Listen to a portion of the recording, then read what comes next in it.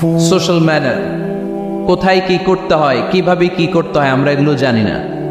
মানুষের সামনে কিভাবে কথা বলতে হয়, হাই আসলে এটাকে ঢেকে রাখতে হয়, কারণ মুখের সামনে হাঁচি দেওয়া যায় না, মানুষের সামনে নাক খোঁচানো যায় না, এরকম অনেক সোশ্যাল ম্যানার আছে আমরা জানি না, আমরা খেয়ালও করি না। আল্লাহর হাবিব সাল্লাল্লাহু আলাইহি ওয়াসাল্লাম ধরে ধরে এই উম্মাকে সোশ্যাল ম্যানার শিখিয়েছেন, এমনকি ছোট্টদেরকে। আল্লাহর হাবিব সাল্লাল্লাহু আলাইহি ওয়াসাল্লামের কোলে এক ছোট্ট শিশু বসা। আল্লাহর হাবিব সাল্লাল্লাহু আলাইহি ওয়াসাল্লাম দাওয়াত খেতে গেলেন, এক ছোট্ট সাহাবী শিশু এসে আল্লাহ রাসূল সাল্লাল্লাহু আলাইহি ওয়াসাল্লামের কোলে বসলো।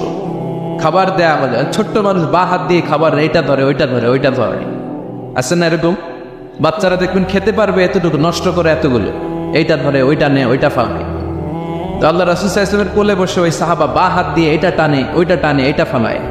আল্লাহ রাসূল সাল্লাল্লাহু আলাইহি ওয়াসাল্লাম বললেন, ইয়া গোলাম, এই পিচ্চি, এই বাচ্চা, সাম্মিল্লাহ, তুমি যে হাত দিয়ে খাবার টানতে